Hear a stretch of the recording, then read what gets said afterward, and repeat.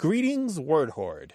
We're here with an exciting option for you, a version of our podcast without any ads. That's right. No advertising interruptions, just the content you love, ready to go in your favorite podcast apps like Spotify and Apple Podcasts. It's another way to support the show, ensuring that we keep bringing you the word stories and language explorations that you love. Try it at waywardradio.org/ad-free. And it's affordable. For just a small subscription fee, you can enjoy A Way with Words uninterrupted, except by us. Plus, it makes a great gift. Know somebody who loves language as much as you do? Give them the gift of words. Easy to sign up, easy to enjoy. It's the same A Way with Words, just streamlined for your listening pleasure. Go to waywardradio.org/ad-free. Support us, support the show, and enjoy an ad-free listening experience. waywardradio.org/ad-free. Thank you. You're listening to A Way with Words, the show about language and how we use it. I'm Grant Barrett. And I'm Martha Barnett. And no, texting is not destroying the English language. And if you want proof of that, then you need to run right out and get the wonderful book Because Internet by Gretchen McCulloch. She's a linguist who analyzes the language of electronic communication, so tweets and texts and the like. And Grant, I think you'll agree that it's a smart introduction to language and linguistics in general. Yes. And it's rich with insights about language in the digital age. For example, she points out that it's not that writing has completely changed in the digital age, but rather it's forked into formal and informal versions. She writes, "The internet didn't create informal writing, but it did make it more common, changing some of our previously spoken interactions into near real-time text exchanges." And she explains that in the process, we've been developing expanded systems of conveying emotional nuance through text. In other words, we've been crowdsourcing ways to make electronic communication more personal and not less. For example, take emoji. It's not that these cute little symbols always replace words or compete with them. Many emoji function like gestures. They accompany speech online, much as we naturally gesture when we're talking. Yes, a smiley face in a text can indicate happiness. Yay, I got the job, smiley face. But depending on the context, a smiley face might supply a more nuanced meaning. You might add one to a request to make it a little more polite. Or you might soften a statement that might otherwise be taken as an insult. In other words, emoji create this kind of typographical tone of voice in a medium that's potentially impersonal. And she says, when we learn to write in ways that communicate our tone of voice, not just our mastery of rules, we learn to see writing not as a way of asserting our intellectual superiority, but as a way of listening to each other better. Yes. Grant, you and I have both been recommending this book. You love it, too. Yeah. Because Internet by Gretchen McCulloch is one of the best linguistic books I've read in probably 10 years. You and I are sent bunches of books all the time about language, but this one kind of rises to the top because she does a great job of summarizing the truth about Internet communication rather than perpetuating these myths and these suspicions. She actually goes out for the data and actually demonstrates again and again and again through history and context and data what is actually really happening. It's so smart. And she's written it in the casual voice of the internet, so it's very readable. This is not a dense academic tome that you'll use to fall asleep at night. This is the rich, funny, well-written, easy-to-read thing that you could do at the beach or do at the in the morning with your oatmeal. It's just fabulously well-written, well-researched, and just highly recommended. Yeah. A lot of it is very funny, very lively. She has, I have to say, this sort of nerdy delight. She's our people completely. And I know Gretchen McCulloch, and my recommendation would come even if I didn't know her. So that book, again, is Because Internet by Gretchen McCulloch. And you know what? We should talk about it later in the show. Let's do that. And, you know, if you've got linguistic books that you recommend, something you think that Martha and I need to read, we are open for business. 877-929-9673. Email words@waywardradio.org. Or tell us about your favorite linguistic books on Twitter at WAYWORD. Hello, you have a way with words. Hi, this is Nadine. I'm calling from San Antonio, Texas. Welcome. How are you today? Doing we're well. great. What can we do for you? My boyfriend and I were discussing a word the other day, and we kind of got into a debate the word surprise is the word we were talking about, because we were talking about how when certain things happen, I said, yeah, well, you can have a bad surprise. And he looked at me and says, no, you can't. And I said, yes, you can. I said, and I gave him some examples about, simple things like, okay, I'm pregnant, and yeah, that's a bad surprise. Or you get somebody maybe throws a surprise party for you, and you're not expecting it, and maybe, you weren't prepared. He insisted that you can't have a bad surprise, and I disagreed. So maybe you can kind of... Well, Nadine, what's his argument? What would he have you say instead of a bad surprise? I really didn't understand. If you want to know the truth, I couldn't understand him because I didn't know where he was coming from with it. Maybe he had a sheltered childhood and all the bad things were kept from him. Well, you know what? I don't. He has an English degree, and he is. I will give him credit. He's very, very smart about a lot of words. Yeah. But I disagreed on this because he said that he doesn't feel that you can have a bad surprise because surprise is not bad. Right. And in my research, what I have shown is that over time, people have associated the word surprise as being good, when in actuality, it can be bad. So I just needed some experts as yourself to kind of hopefully give me support, or at least, clear it up for us. So often on this show, when we're asked to arbitrate these cases, we're a little waffly and wishy-washy. I'm pleased to say that at this point, you are 100% correct and your boyfriend is wrong. That is totally awesome. Please and I can prove continue. I'd love to hear more. I can prove it with data. Okay, here it is. We've talked about corpora on the show. These are large bodies of text that are analyzed by computer programs that mark them for part of speech, and you can figure stuff out. You can actually look at the relationships between words. And so what I've done here is I've punched in the noun surprise, not the verb, and I found all of the adjectives that are most often matched with the noun surprise. And here they are in order of frequency: big, pleasant, nice, nasty, huge, unexpected, unpleasant, welcome, hidden, delightful, unwelcome, sudden, shocking, unwanted, utter, rude. So what we're finding here, again, tons of negatives there. Nasty is the number 4. The number 4, and that's clearly a negative. Big is arbitrary, a big surprise. You mentioned a baby. A big surprise for a baby coming could be very good news or very bad news, depending on whether or not you wanted a family, right? And so, so really any noun in our language can always be graded or adjusted or modified by a modifier, by an adjective or an adverb. You can do things to any noun. There's no inherently positive noun that can't somehow be turned into at least a little more negative, right? Words don't stand alone.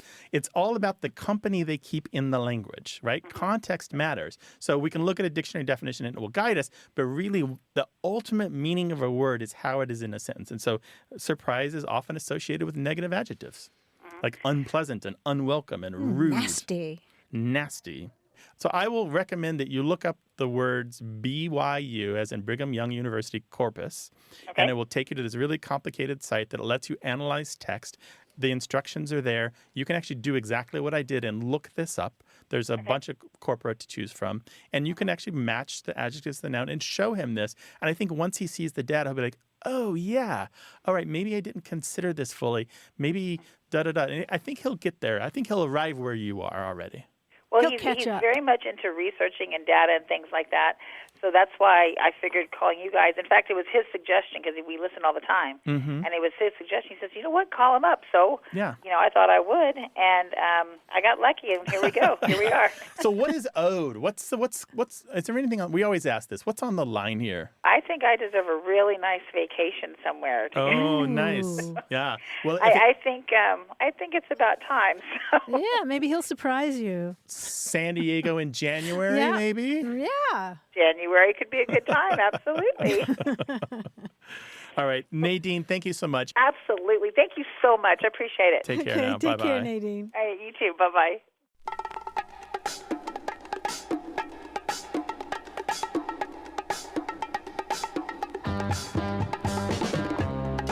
Here's a handy word I didn't know until this week: mafted.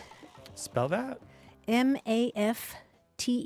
Mafted. I'm mafted. By your expression and the way you said that means exhausted?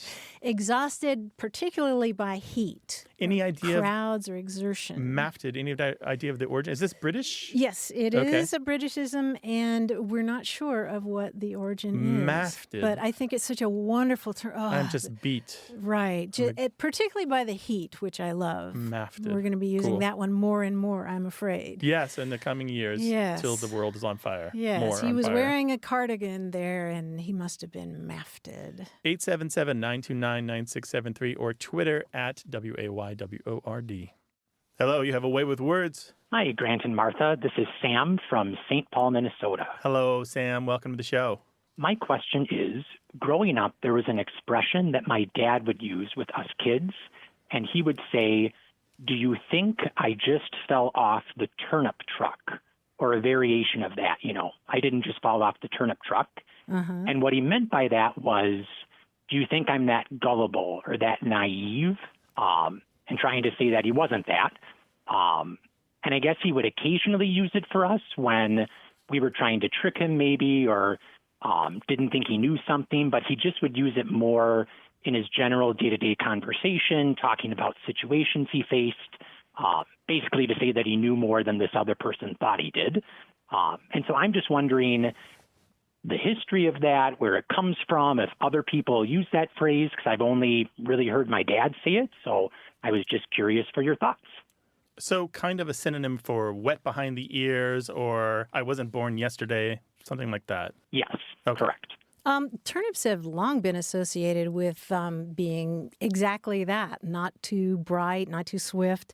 They've been associated with what people might describe as naive country folk. Country folk would differ with that, but as far back as the mid-17th century, there was a book that referred to a poor turnip-eating clown.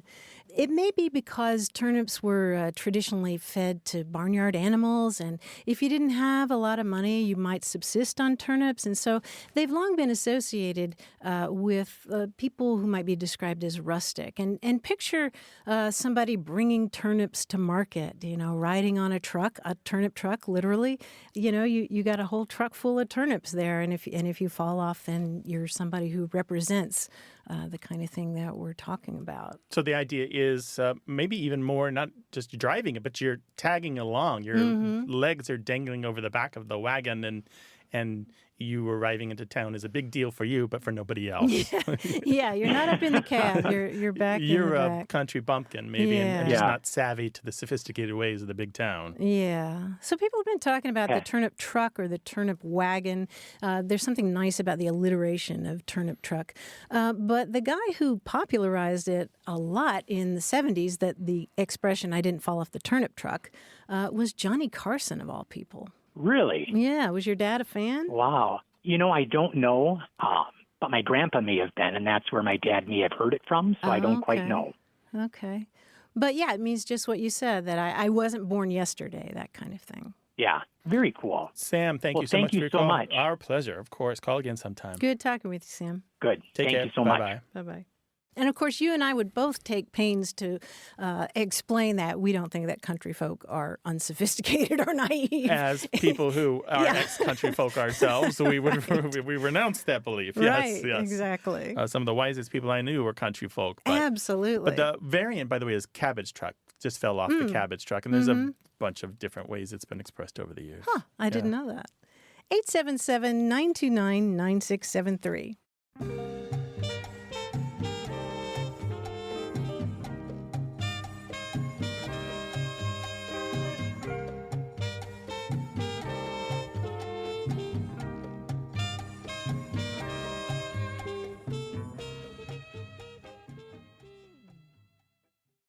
Got a minute?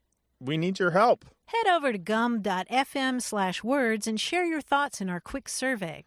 Your feedback matters. It's the backbone of our show's success. Thanks for making our show even more successful. That's gum.fm/WORDS. Thank you. You're listening to Away with Words, the show about language and how we use it. I'm Martha Barnett. And I'm Grant Barrett, and we're joined by our quiz guy, John Chinesky from New York City. Hey, John. Hey, Grant. Hey, Martha. Hey. You know, it's nice and warm here today. Thinking of going out and getting just sitting out in the sun and having a drink, and that got me thinking about drinks. And I have a little drink quiz for you, so to speak. Some drinks have strange or unusual names. Witness the Alabama Slammer, a famous cocktail made from amaretto, Southern Comfort, sloe gin, and orange juice. That's a pretty unusual name. And I think this rhyming construction is ripe for all sorts of new concoctions named for U.S. states. Okay. Now, I won't go into the ingredients. I'll leave that to mixologists.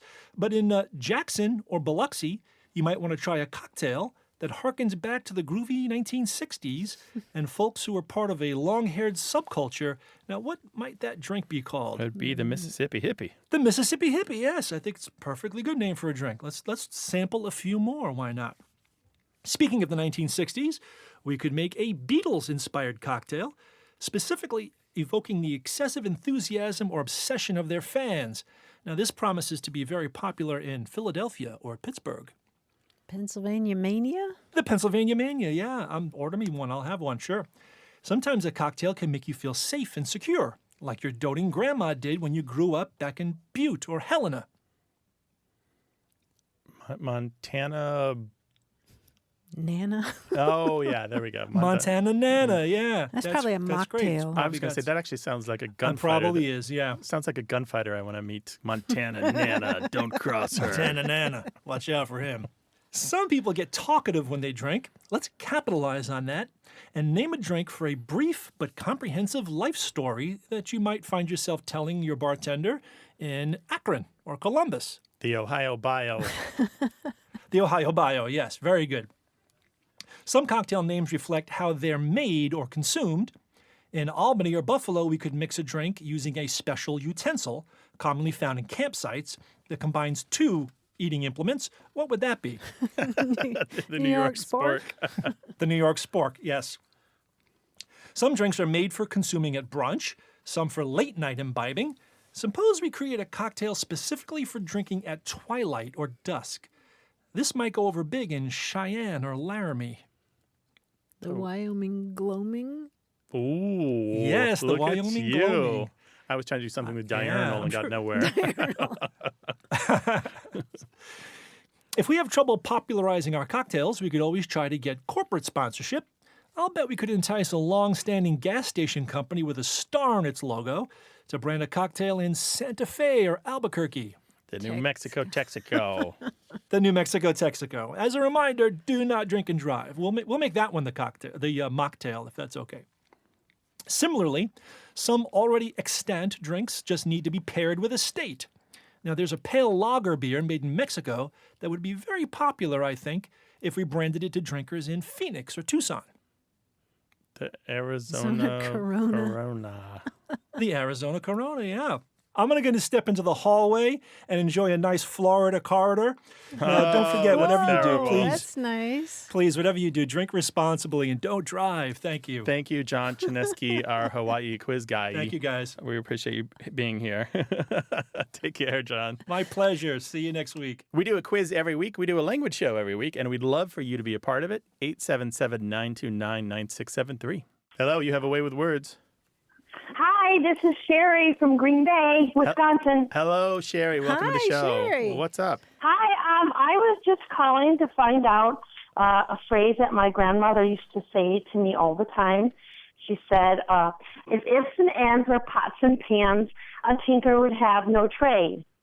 And when I was a kid, I used to just look at her like, what are you talking about? I didn't know what that meant. Thought it was interesting. I'd like to know a little bit more about that. And Sherry, under what circumstances would she say that to you? I don't know if you was doubting to do something or you just didn't want to do something that she wanted you to do and she would say something like that. Okay. So the expression again is if ifs and ands were pots and pans, a tinker would have no trade? That's what she'd say, yes. Okay. Mm-hmm. And Sherry, what's your understanding of what a tinker is? I think it was something that would go from town to town, back in the old days and fix things and sell things to people. like maybe like a traveling like wagon or so, something like that. Yeah. Since the 13th century or so, the word tinker is referred to a kind of itinerant craftsman who goes from town to town, as you said, and usually is mending pots and pans or other metal utensils like that. And the expression, if ifs and ands were pots and pans, a tinker would have no trade. Versions of that appear in various sayings that are basically saying it's not enough to wish for something. You have to make it happen. For a long time, people would say, and you might be familiar with part of this, if wishes were horses and beggars could ride, if turnips were watches, I'd wear one by my side, if ifs and ands were pots and pans, there would be no work for tinkers. And in other words, the words just aren't enough. If you're just talking about pots and pans, then it doesn't give a tinker any work. That's interesting, yes. Yeah, another version is if ifs and ands were pots and pans, there'd be no work for tinker's hands.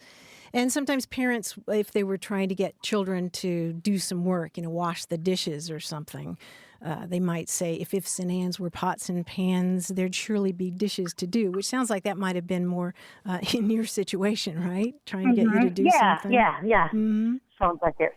Yeah, that's interesting, yes. We talked on the show before about Dandy Don Meredith, the sportscaster who used to say, if ifs and buts were candy and nuts, wouldn't it be a Merry Christmas? Again, kind of wishful thinking. I like that.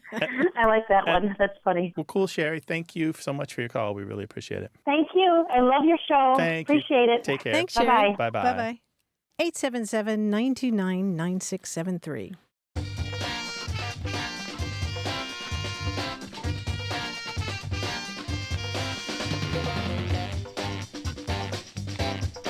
I always thought the expression fair game, like so-and-so is fair game for being criticized or whatever. I always thought fair game came from the idea of game as, backgammon or checkers or tennis I thought of it as hunting. That's exactly what okay. it is. Yeah, a game originally referred to an athletic contest or something like backgammon. In the 13th century, game referred to something like an athletic contest or backgammon. And by the 14th century, it applied to wild animals who were caught or killed for sport. And it was later that sense of wild animals as game that gave us the term fair game that may be lawfully hunted. Oh, so if it's the right season for it and you have a permit, it's fair game. Yeah, it's a legitimate target. 877-929-9673. Hello, you have a way with words. Hello, this is Amber. I'm calling from Mansfield, Texas. Hi, Amber. What's up? Good friend of mine who is English made the leap and came over and moved to the States a couple of years ago. And she was telling me about a couple of experiences she had where people would hear her maybe ordering food or placing an order even at the pharmacy and mimicking her English accent in conversation and saying things like righto and a bunch of other stuff. And she just was quite baffled that strangers would do this. First of all, they were strangers, but then it also got to the deeper point of why do people mimic other people's accents? So your English friend speaks Yes. English from England with an English accent, yeah. Born and raised in London, yes. Right. And comes to the United States, I'm just kind of summarizing here, and just everyday encounters finds that people imitate the voice. Yes. Do they do it in a mocking way or out of curiosity or appreciation? Do you get a sense of why they're doing it? Some of the encounters, she said she was quite shocked when people did it because they were just really stereotypical English or British phrases like, right to go, mate, ready to have a cup of tea, or cheerio, pip, pip, that sort of thing. Right, exactly.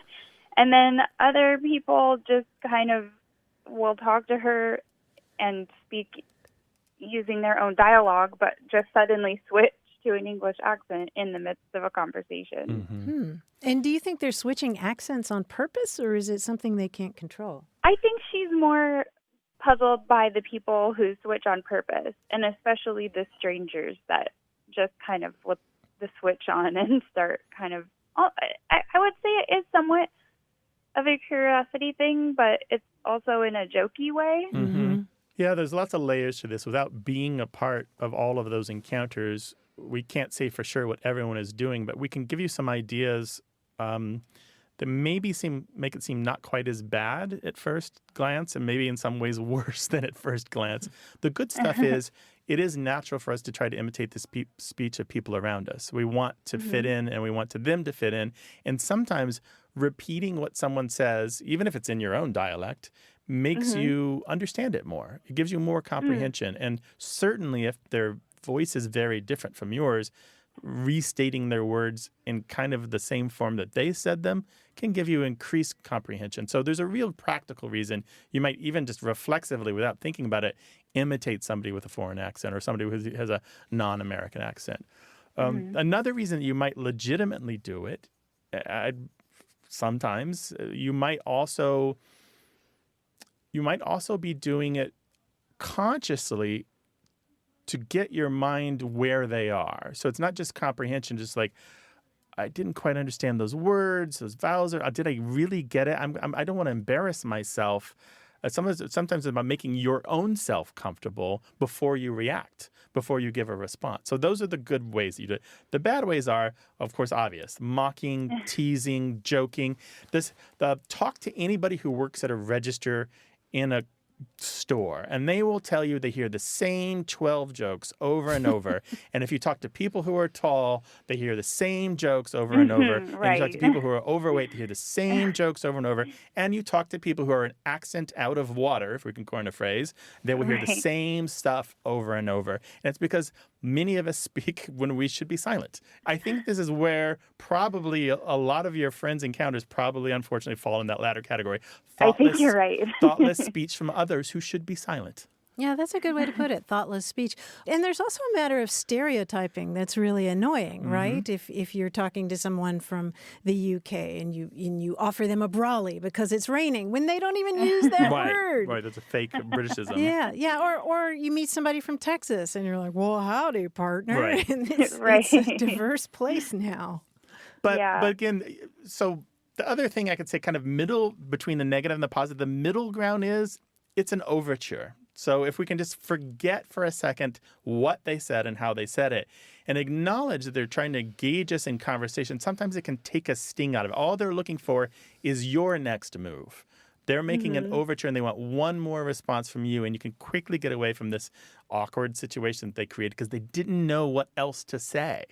So that's the middle between those two. It's the bad thing to say, but it is a thing that was said, which will get you to the better part of the conversation quickly, right? You just move past the awkwardness. It's kind of like that initial thing is your first date, and then everything after this is the successive date where things go better and you actually have a chance at a relationship. That's a very generous take, Grant. I can see how this woman would be annoyed. Yeah, I'm not always that way. But I've encountered. I lived in France for a year and did my best to speak French, and even friends would imitate my American accent, and it got to where I would imitate Americans speaking American English and crack them up because I was imitating them, imitating me, over-articulating my words and doing really big R's at the ends of things. And they thought it was hilarious. But that's how I handled it. I just made fun of them making fun of me. I lived in England, too, which is where I met her. And I did kind of the opposite, where I toned down my American accent because I didn't want people to kind of spot me. And, I just kind of wanted to blend in as much as possible. Yes. Yeah, I can relate to that, having grown up in Kentucky and gone to school in upstate New York and, had people look at my feet to see if I was wearing shoes. I definitely changed my accent. But I think the fundamental thing I think the three of us are agreeing on, and anybody who thought for more than a moment about this, is when you encounter someone who speaks differently than you, the first thing out of your mouth shouldn't be an imitation of their speech. It should be a greeting, a compliment, some other kind of outreach to them, not remarks upon how they're speaking. Amber, thanks for bringing this question to us. It's a good one. Yeah, I am glad that you took the call, and thanks again for just inviting me to come on the show. I appreciate it. Our pleasure. Sure. Take care now. Y'all have a great day. You Thanks, too. Amber. Bye. Bye-bye. Bye-bye. Call us with your language question, 877-929-9673, or send it to us in email. That address is words@waywardradio.org. And if you just can't wait to chat with us, hit us up on Twitter. We're @Wayward. Hi there, you have a way with words. Good afternoon. Good afternoon. Who is this and where are you calling from? My name is Paul, and I'm calling from Cape Cod on Massachusetts. Oh, Nice. Paul, welcome to the show. Thank you. What's up? I have, since I was a kid, many, many, many years ago, have been mystified by the title Commander-in-Chief versus Commander-and-Chief. And I have never found anyone that gave me a straight answer on that. If you could come up with a straight answer as to why it's in instead of and. Absolutely. Yes, we can. So you're saying, why is it Commander-in-Chief, that's I-N, instead of Commander-and-Chief, A-N-D, right? Yeah, it sounds like a very peculiar title. It is. What you're hearing is a remnant of its foreignism. It's a construction borrowed from French. You know, when the Normans invaded the British Isles and brought all this French over, a lot of the managerial titles and military titles and legal titles were borrowed into the superstructure of the British way of life. And one of those was this whole en chef idea. Somebody could be en chef, meaning there are a lot of people who do this job, but this is the principal one who does this job. So the commander-in-chief isn't the only commander, but he is the head commander. And if you think about chief as being similar to chef, they're the person that runs the kitchen. They are the topmost boss. And actually, even in French today, chef often means boss or supervisor or CEO or head of the company. And so it's just this little French remnant. And you were very observant. You heard that. You heard this like, this isn't fully English, right? And it's not quite. There's like a fraction of a percent there that still has that Frenchiness to it. Okay, that's the solution to my problem. Yeah, we have it in one other construction in English. You probably have heard of editor-in-chief. Yes, okay. Editor, okay. So it's the same. It's the same that's construction. Not prominent in my mind. When you're talking about a president, when it really came into focus. Yeah, so editor-in-chief, for a publication, there's tons of editors, but this is the one that matters the most. This is the person at the top of the hierarchy. Okay, terrific. Cool. Yep. Thank you very much for your information. Really appreciate it. Enjoy the show. Take care. Thank you very Thanks for much. calling. Bye-bye. All right. Bye now. Bye-bye. Yeah, and the French en chef goes all the way back to Latin for head. Nice. It's related to capital and all those words. Oh, cool. So capital head punishment. meaning figurative, Yeah. the top of a thing, Yeah. right? That's cool. Mm-hmm. There's something that's been niggling you and bothering you for a long time about language. You've been sitting on it and waiting for a chance to talk about it. This is that chance. 877-929-9673. Email words@waywardradio.org or ask on Twitter @WAYWORD.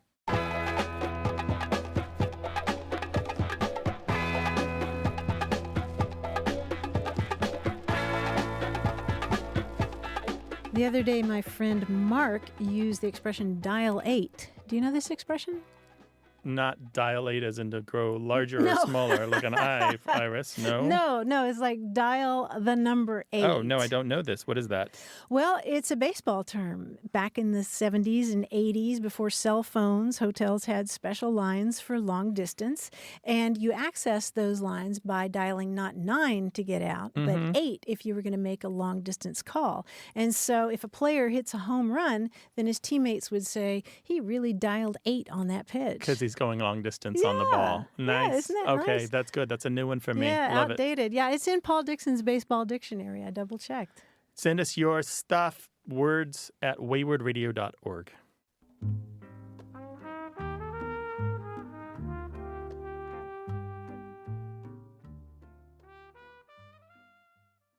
Hey, we've got something special for those of you who love our show but could do without the ads. That's right. Imagine a way with words, the same engaging conversations, the same deep dives into language without advertising interruptions. We're talking about our ad-free podcast feed. It's sleek, clean, and it's just for our supporters. It's at waywardradio.org/ad-free. It's inexpensive, easy to sign up for, and works with all major podcast apps like Apple Podcasts and Spotify.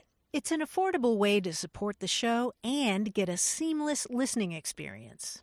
And if you're feeling generous, why not give a subscription to another Away with Words fan? That's waywardradio.org/ad-free. Sign up today. Your support means the world. waywardradio.org/ad-free. ad-free. Thank you. You're listening to A Way with Words, the show about language and how we use it. I'm Grant Barrett. And I'm Martha Barnett. When the telephone was invented in the mid-1800s, people weren't sure how best to start or end conversations on these newfangled devices.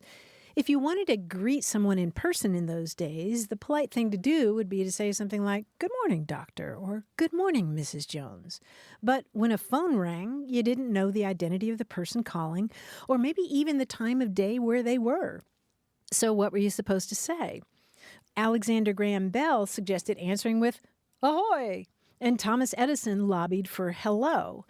And it's hard to imagine now, but there was a time when the solution for this was still unsettled. And in fact, early phone books included instructions that suggested answering with a firm and cheery "helloa" or "what is wanted." And they recommended ending phone conversations with "that is all." Hello eventually caught on, of course, but it didn't happen right away. And in fact, some people thought that hello smacked of a superior addressing an inferior, the kind of thing you'd say to summon somebody.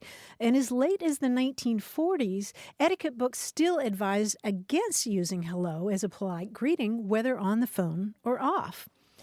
Linguist Gretchen McCulloch says that this disagreement is worth remembering when we think of how other forms of greeting are evolving as we use more and more electronic communication. For example, the term "hey." Young people tend to be fine with greeting each other that way. I'm fine with it. But there's still some older people who bristle if you address them with "hey." And there's also this lingering generation gap around technological interruptions. And in her book, Because Internet, McCulloch writes, "Younger people find that responding to a text message in the company of others is reasonable because you can integrate it into the pauses of the conversation. But unplanned phone calls are a gross interruption because they demand your attention instantly, completely, and unpredictably. And on the other hand, older people are perfectly happy to interrupt or be interrupted by a voice call because they're unexpected and therefore urgent, but find the sight of someone texting an imposition precisely because you could have put it off until after the conversation entirely." And she offers some helpful advice for navigating all this that I think we can all take. She describes it as a call to humility when we're thinking about language. She says, if conversational norms are always in flux and different at the same time among different people, let's not be over hasty to judge. Let's ask clarifying questions about what other people mean rather than rushing to conclusions. Let's assume that communicative practices which baffle us do have genuine important meaning for the people who use them. We don't create truly successful communication by winning at conversational norms. We create successful communication when all parties help each other win. Oh, she's Gretchen. Right? Oh, she's so fantastic. It's a manifesto for our show, It right? is. It's very similar to what you and I have been saying because we're part of the larger linguistic community. But Gretchen has this fantastic way with words. And she does. phrasing what is widely understood in sociolinguistics in a way that you can use it and apply it to your daily language. Yeah, great example. So of the it, book right? is Because Internet by Gretchen McCulloch. We both highly recommend it. And we'd love to talk with you if you've read the book and have comments about it, or you want to talk with us about any other aspect of language. Call us 877-929-9673 or send your thoughts in email to words@waywardradio.org. Hello, you have a way with words. Hi, Martha. Hi, Grant. This is Dane. I'm calling from Los Angeles, California. Hi, Dane. Welcome to the show. What can we do for you? Well, I'm a high school teacher in Los Angeles here, and a lot of teachers at staff meetings and around campus have different opinions about high schoolers and teenagers using profanity. Ooh. And I thought, I know Grant has a child who's close to high school age, Yeah, and he's 12. you guys have studied language, and I was wondering what your guys' opinion was about teenagers using profanity as they develop their language and sort of their own personal vocabulary. And Dane, do you mean using it in the classroom or with each other around the hall or what? I mean profanity in a broad context, but teachers definitely have different rules varying based on how they hear students use it. I think it's sort of unavoidable in some aspects of students socially within their friends groups. Yeah. But I know it also bleeds into the classroom context as well. And teachers have different rules about how they enforce that in their own rooms. And I was hoping to see if maybe there was some sort of consensus or advice that you could give, so the next time the topic comes up, maybe I have something to contribute. You tipped us off to an important thing here. It sounds like teachers each have their own different levels of acceptance in each classroom. So these kids are having to negotiate multiple relationships with adults where maybe it's allowed at home or allowed with a certain uncle or family friend. And one teacher, maybe the gym coach is a little more forgiving and the science teacher isn't. Or I don't mean to stereotype professions, but I'm just saying. Yeah. And so they've got to negotiate that. And they're in a point in their life where they're negotiating everything, figuring out who they are and what they want to become and what friends are like and what romance is about. And it's a real awkward time for them. So the more of this decision-making we can make easy for them, the better off we're all going to be. So here's what happens in my house. My son is allowed to curse, but he's only allowed to curse if it's not about other people. And he cannot use offensive language about individuals, and he never does. So it can't be about insulting or slurs against people. It can't be about criticizing somebody in a way that makes them feel diminished or small. And we definitely follow the rule about there's no punching down. By that I mean you do not curse in a way that goes after people who are already in a bad position. It has to be about momentary anger, like darn it, or shoot, that sort of thing. We do allow emphatic cursing, so you can say this is a gall darn terrible situation, something like that. But none of the rest of it really suits him, fortunately. He doesn't really feel the need to express himself through obscene language. Dane, I'm wondering, are there guidelines provided by your school district?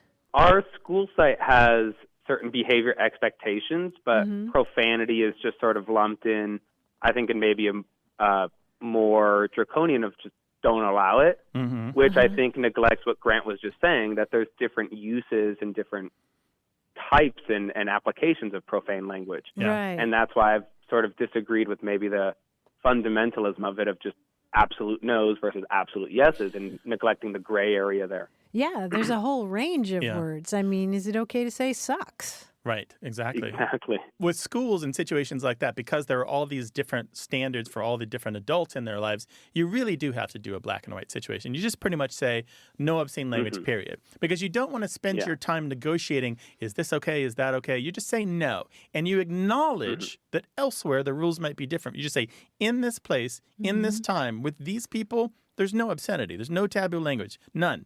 And it's just easier for the kids to negotiate, and they don't have to think about it. They just say, oh, yeah, no, I'm not supposed to say that. And they move on. Yeah. And at home might be different, or, after school, hanging out with their friends, it might be different. But simplicity is the key here. In my house, our rules actually are organic, and they've developed over the years. I remember when my son was a little bitty, he stubbed his toe and he said one of the 4-letter words that he'd heard from me. And I was like, oh, yeah, I need to work on this. I need to figure out the relationship he's going to have with this part of our language. And we've worked on it. So, and it also, that means it's not something that happens quickly. You negotiate it over time, and it changes. The rule that you follow about profanity when you're 10 is not the same one you should be following when you're 20 or 30 or 80. Dane, I'm also wondering about enforcing the rules. I mean, what kind of consequences do students at your school face if they transgress? Generally, it's just a verbal correction of watch your language or watch your mouth. But I think to touch on what Grant was saying about using it directed at other people, that opens up a lot of discussion about bullying or harassment. Sure. And that's treated a lot more seriously with like suspensions or referrals and whatnot. Frankly, adults don't always see the difference between those different kinds of taboo language. I prefer that term over obscenity and cursing, by the way, because we are talking about more than just the words that become stigmatized. We're talking about stuff that, because of its meaning and its cultural implications, carries a lot of baggage. And so that's why you avoid some of this stuff. So this is a really complicated topic.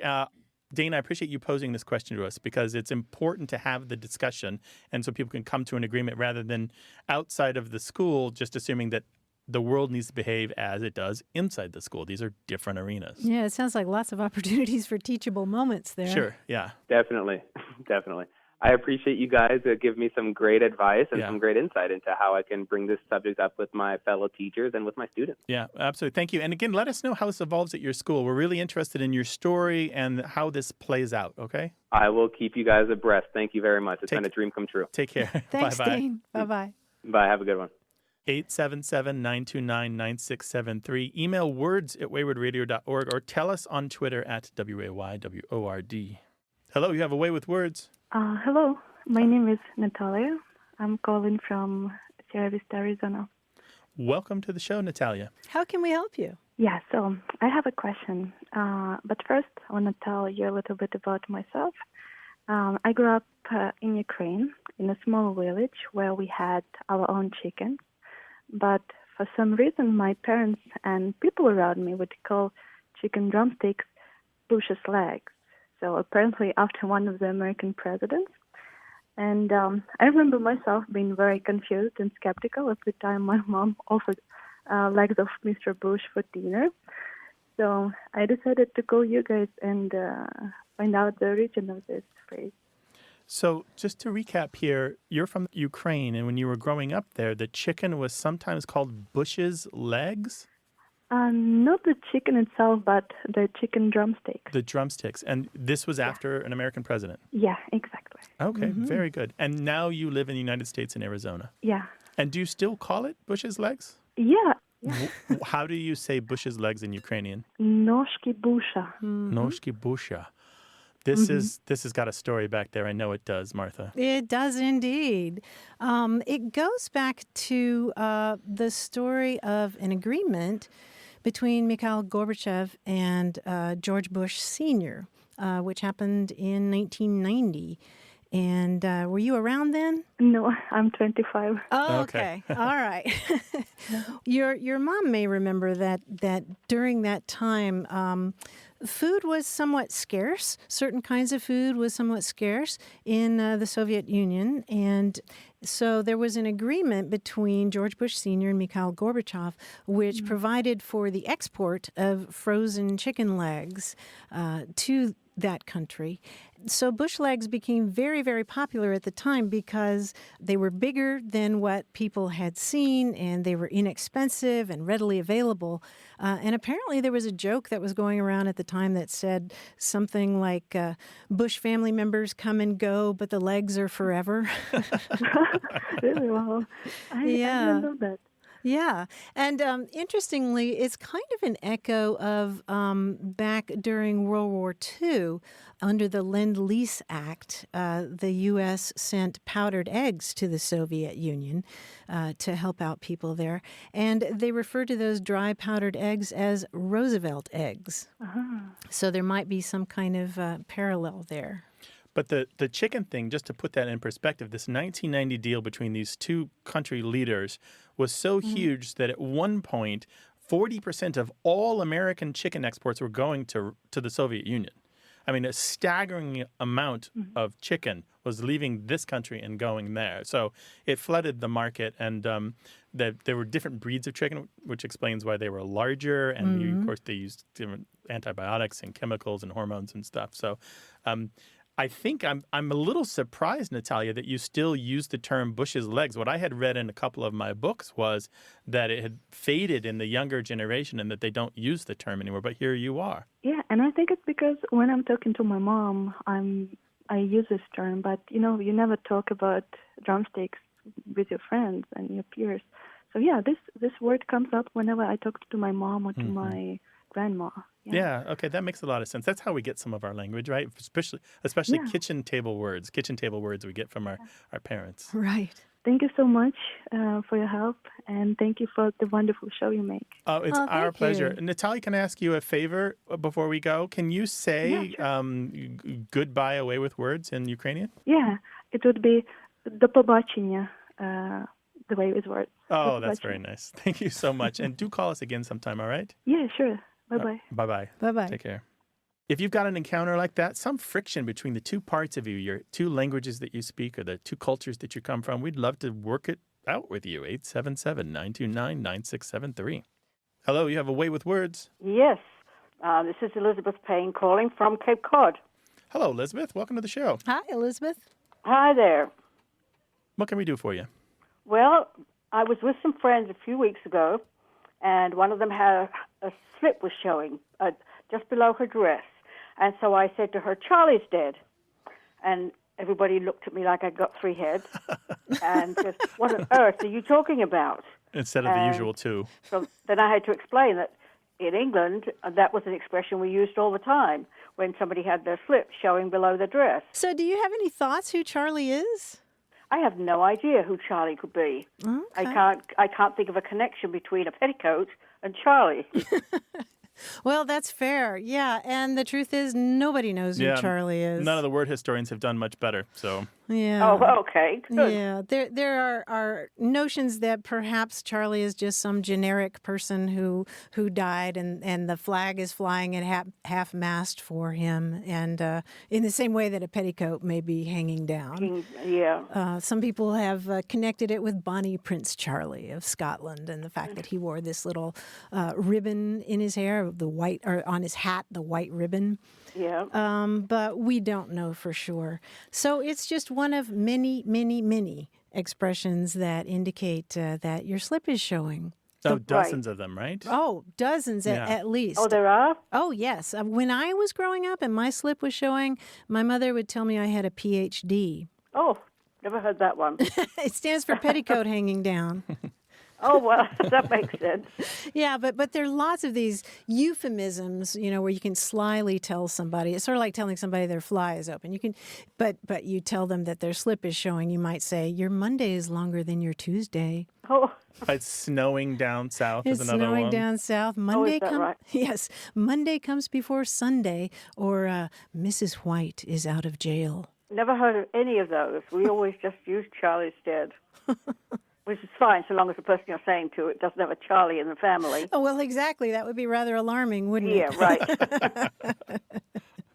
But this one has been around since at least the 1930s. I wouldn't be surprised if it's much older. It appears, as far as I know, all across the United States and pops up in the UK. It's less common there, as far as I can tell. Less common in the UK? Yeah, as far as I can tell. At least now. Who knows historically? Maybe people wear longer dresses there.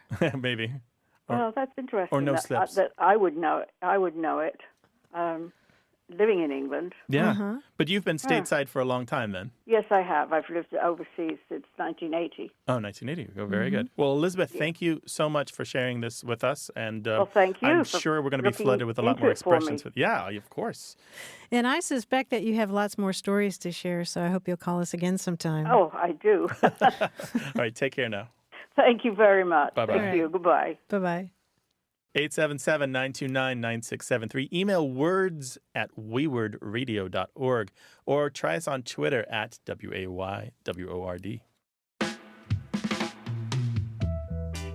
Thanks to senior producer Stephanie Levine, director Colin Tedeschi, editor Tim Felton, and production assistant Tamar Wittenberg. You can send us a message, subscribe to the podcast, get the newsletter, or catch up on hundreds of past episodes at waywardradio.org. Our toll-free line is always open in the U.S. and Canada, 877-929-9673. Or send us your thoughts to words@waywardradio.org.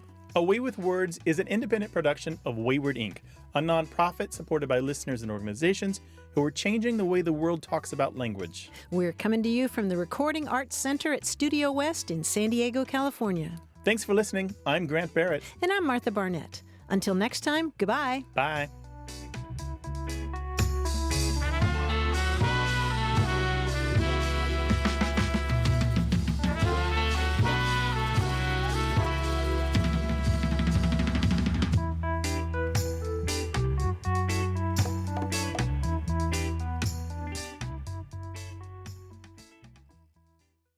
Hey, listeners, we have a favor to ask. We'd love for you to fill out our listener survey at gum.fm/words. Your feedback is crucial. It's quick, and it helps us make our show even better. It shapes our show, helps us plan, and ensures we're bringing you the content you love. That's gum.fm/WORDS. Thanks for being a part of what we do. Thank you.